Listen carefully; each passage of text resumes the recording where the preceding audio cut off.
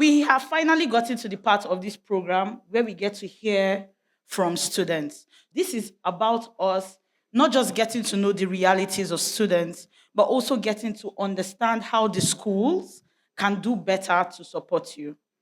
Before I bring my message to a close, I want you to know that 16 days is also a time for you to love yourself. It's what? It's a time for you to love yourself. It's a time for you to love yourself. And if you're a perpetrator here, it is a time for you to repent. It's a time for you to restitute. It's a time for you to go and apologize if you have done any of these things that we have mentioned here today. Online abuse is an extension of the physical world, because it's human beings that are behind these devices that are typing these things. So the digital space gives people like this sense of anonymity that, oh, they can't see my face, I'm just typing it. You won't know that the one that put it there. I believe the reason people don't report cases is the victimization of these people. The lecturers that are perpetrators of this thing, they are not the ones that are below. They are the ones that are above. They are the professors, the lecturers, the senior lecturers, the HODs. We students are very funny because we don't even build safe spaces around ourselves. Sometimes your friend will tell you, okay, this is what I'm going through. Instead of you to, I understand that the truth is, there are situations that will come to you. You have never experienced it.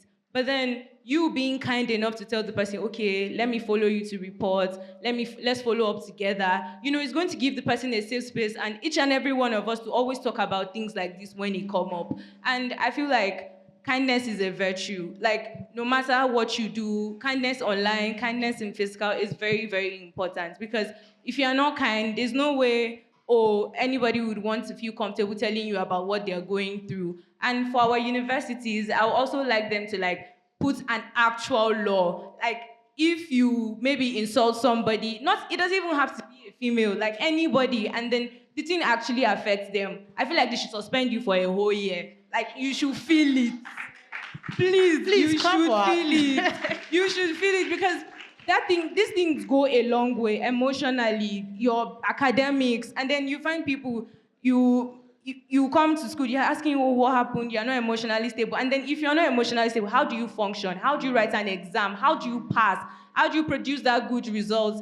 And aside from our communities too, I feel like our dear parents, please, I feel like they need to do better. Because you as my mother, if I tell you, oh, this was going on, and you don't believe me, if you from my immediate family does not believe, and outside I will never believe Please, you. And that's clap for her. It's not all the men.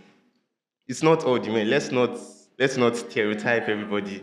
It's not all the men that are like that, right? If you are a man and you are in a space where you see someone being abused violently, probably verbally, and you have an opportunity to speak up, please do so, right? I think we've mentioned something here today. Don't be a passive bystander. If you are there, if you are around, lend a voice to it. I've noticed that we have laws in place. We do not lack laws. We have so many laws, so many policy documents. What we lack is implementation. To be able to follow up, you think, oh, there's AI-generated videos, a fake video of me. Is there any provision for that in the law? There is. The VAPA, the Cyber Crimes Act, even the Criminal Code, there's multiple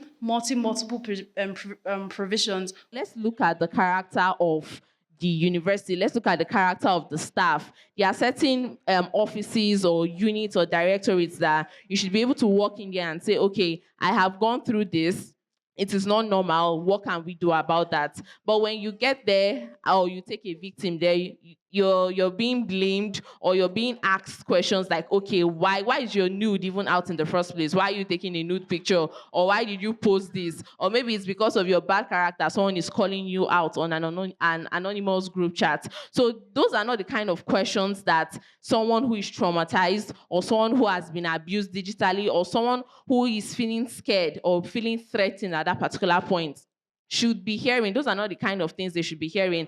And I would like to say that we need more staff orientation. We need more staff training. We need more response orientation, because I've been through so many engagements where students are being taught how to be bystanders, active bystanders, and all of that. But how many times have we actually taken time to talk to our staff in university, academic staff? How many times have we gone to the gender directorate, the security unit? So those are the places where students are supposed to fall back to where you're having this issue. But don't be surprised, some of them don't even know the concept of digital violence. When they hear violence, they feel like, oh, a boy slapped you or a girl slapped you. That's what they are thinking. But you would agree with me that violence has different faces or new faces, and digital abuse, online violence is one of them. And we are in a digital age, so everybody should have that knowledge, not just restricting it to students, but even the staffs, because those are the people you would want to run to say, okay, this just happened to me. He spoke about women maintaining boundaries. How about teach the men not to rape? How about teach the men not to be harmful? I mean, I feel like you don't have to, there's some stuff you don't have to do.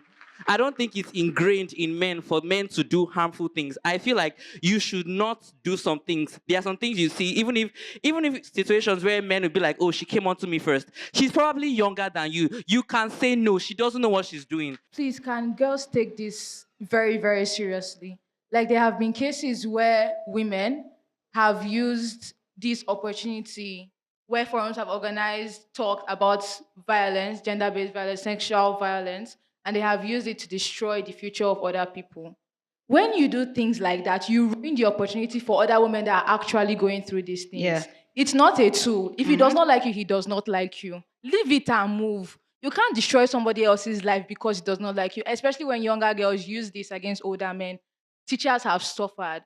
People's fathers have gone to jail for this. Please take it very, very seriously. Thank you. I just want to say very quickly, there is absolutely nothing that anyone can ever do to deserve any kind of abuse. So I just want you to internalize it. If you're a victim or if you're a victim blamer, there is nothing that anyone can ever do to deserve any kind of abuse. One. Just one. One post, one tweet, one comment, one like. That's all it takes to get rid of one life. They say the internet never forgets. But what they don't tell you is it also never forgives. Not quickly, not cleanly, not ever completely, and especially not when the target is a woman. You see, a single screen is a window and a weapon. But over 7 billion screens is a mindless, vicious army. They bring you keyboard warriors that are out to draw blood, armed with venomous judgment and ready to play God. One post, one tweet, one comment, one like. That's all it takes to erase one life. Tell me, what do we call the kind of storm that doesn't bring you rain, but rather drops screenshots as bullets for a battle in a screen? What do you call violence that leaves no bruises on your skin, but causes deeper wounds in your spirit than any soul could ever let in? How do you name the ache of being violated without being touched, of losing complete control, of being misjudged, of having your soul dissected in pixels and posts, of your days being ruined by comments of anonymous ghosts? The issue is about even understanding digital violence or technologically facilitated violence. Not a lot of people have an understanding of these issues. So beyond even speaking to the legal infrastructure of this country and how we can address it, we first need to even understand what we are speaking to, what the issues are.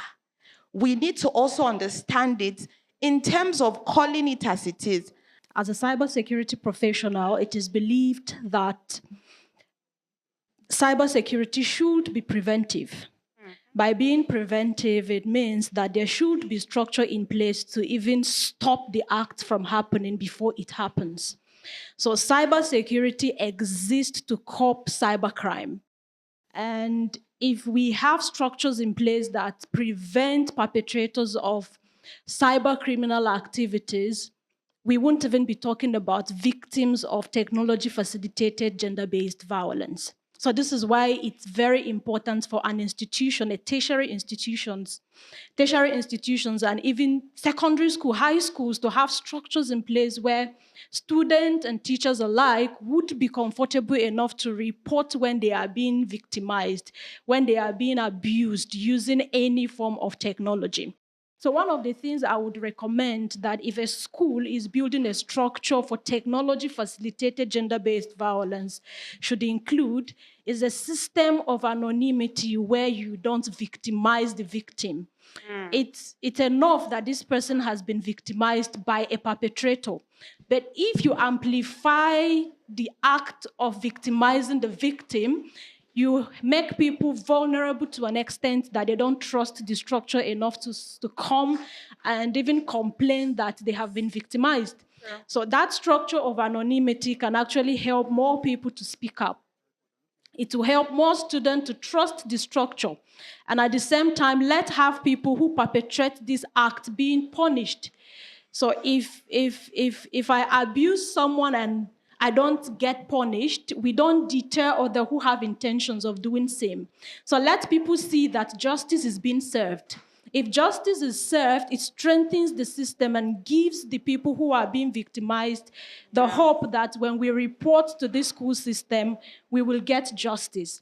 And I would also want to recommend that within a school system, there should be a structure where these legal provisions are binding on everyone, not just students, not just people you feel they don't have the power.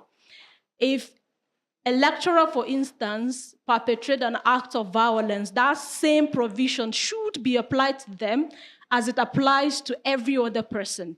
So with that, you can have students and teachers alike who would trust the system enough to come out and then report acts of technology-facilitated gender-based violence. I think it's important to tell you guys that you can start from small spaces.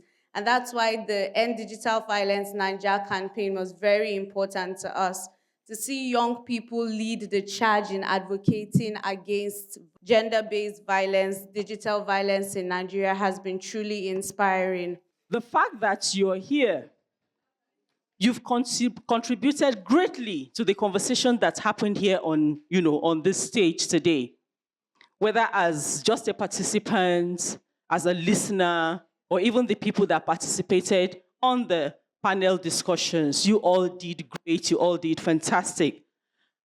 What I'm going to say at the end of the day is this. We've learned quite a lot, even for myself.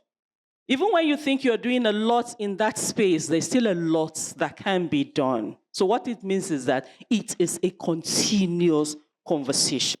Let me use this opportunity to equally thank our partner, forever partner, UN Women. Thank you so much for always doing this with us every year. Tunani Initiative, we appreciate you. Everybody who has worked in one way or the other to make this event a great and successful one, we appreciate you. All our participants, every attendees, thank you very much. See you again next year. Thank you for coming, and God bless you.